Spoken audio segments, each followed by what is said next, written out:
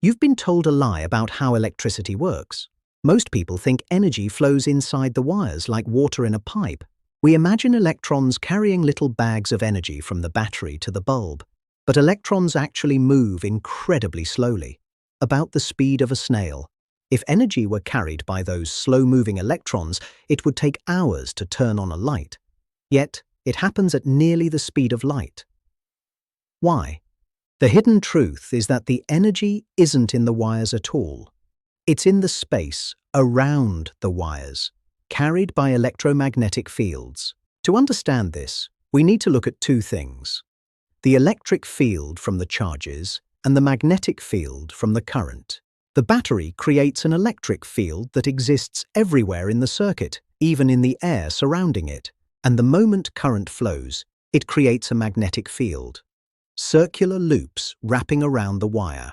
When these two fields meet, they create something called the Poynting vector.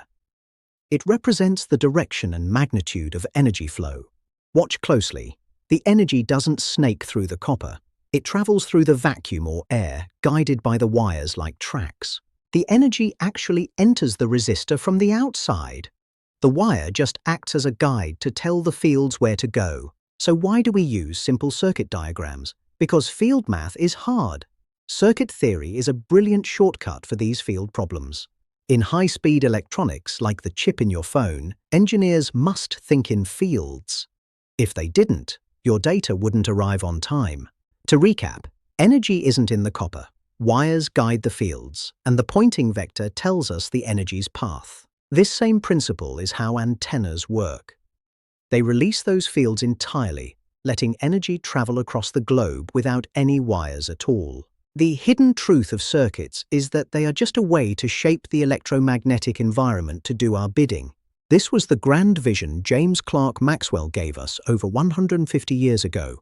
A world defined not by things, but by fields. Everything we've learned in this series, charges, potential, induction, comes together in this field-first view of reality. Small surface charges on the wire are what actually set up the electric field in the air.